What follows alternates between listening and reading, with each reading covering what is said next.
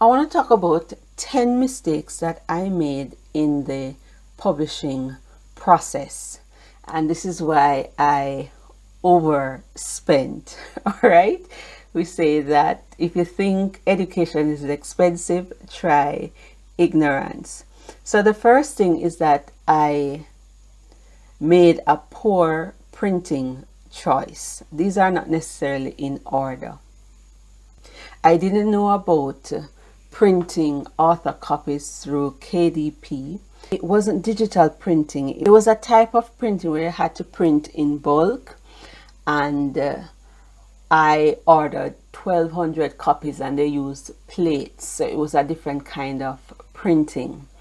And I had to find a lot of money for that. And the printer wanted most of the money up front. And I needed to find almost 5,000 US for that. And then I had to work out selling it. So be careful about the printing choice. The next time around, I found a printer who gave me a postpaid plan, so that made up for that.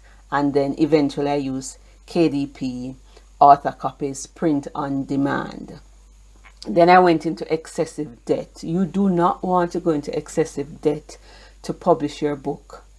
Not in this era. And I told you could use Fiverr, because you could, in self-publishing, you can always go back and work on the book, and you can start off small. And with the secrets that I've shared, you do not max out your credit card like I did. Do not go into debt to publish. See how you can barter and employ the 7 secrets that I have shared. See if you can get a postpaid plan with somebody.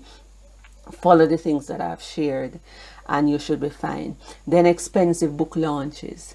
You don't have to plan expensive book launches. These days you can do a virtual launch, and you don't have to invite all kinds of guest artists and different persons like I did. I have had persons who've launched their books in recent times and they didn't spend anything. And so you don't need to have expensive launch. Number 4, poor selection of freelancers. I chose somebody to do my book cover that charged me over $1,000 US for my book cover. And you don't want to do that. You don't have to get $1,000 book cover to get a good book cover. And you want to be careful about the freelancers that you choose, that they're a person who will respond in a timely manner and not be adding more money to your charge based on X number of revisions. Then the other mistake is that I didn't have any reader. You want to develop multiple income streams, and I didn't have a reader response. So after having written my first book, people kept coming to me. They wanted to talk to me because a non-fiction book solves a problem, though it inspires and it educates, and I did not know how to respond to the persons. Eventually I developed a coaching program and I started helping people. So you want to have a reader response game plan. The other thing is unrealistic publishing timelines. I find a lot of new authors, those who are self-publishing, tend to rush. They think that the book can be done in a month, or you need at least 90 days, especially if you're new, if the book hasn't been edited. Too many self-publishers make the mistake that I did. I put out a launch date before the book was finished. I didn't even see the first proof of the book until about less than an hour before I went on stage at the launch. And then when I eventually saw my first book, it wasn't printed properly. It had errors.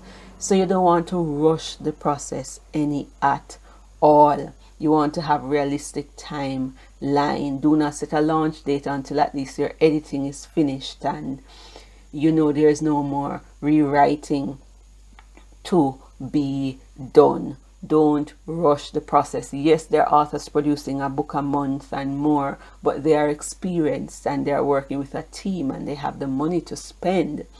So you don't want to do that. That's one of the mistakes that I made. The other mistake that I made is I gave away too many books.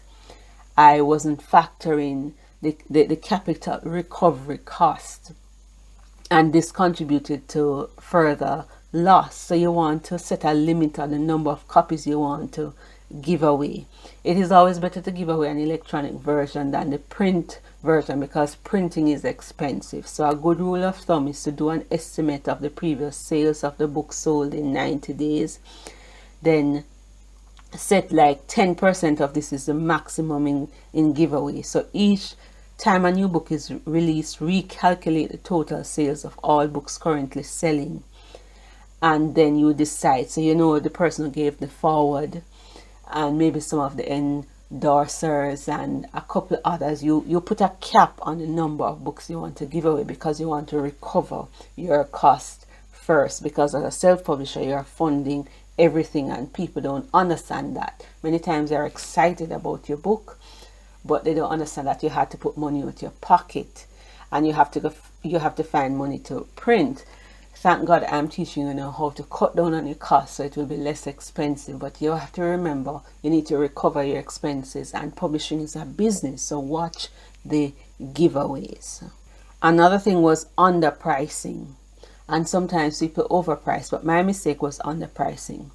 So I initially priced my book too low, and I was afraid that people would not want to buy it. So I suffered a loss, and I was not operating, as I would say, with good business sense here. So you want to compare the price of books similar to yours on Amazon and elsewhere. As a new author, you don't want to be pricing your book above best-selling authors like a Michelle Obama with her book, but you don't want to price too low as well. So your non-fiction books, generally, even with that low word count, like I said, 10,000 to 30,000, because of the nature of the book, are often priced higher than fiction books. You may have a fiction or a novel that is 100,000 words and it goes for $4.99, but you can't do that with your non-fiction. So you want to not underprice the book, and you have to believe in your book that people will support it, people will buy it. Because when I did raise the price, people bought it. And the biggest mistake is that I was ignorant about the publishing process.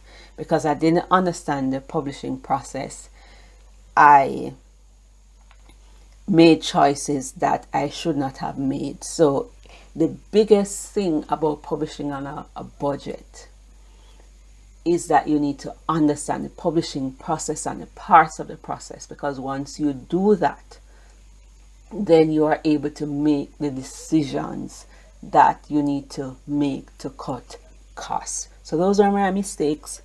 Don't make my mistakes. Learn from what I did, and listen to these videos and put them into practice.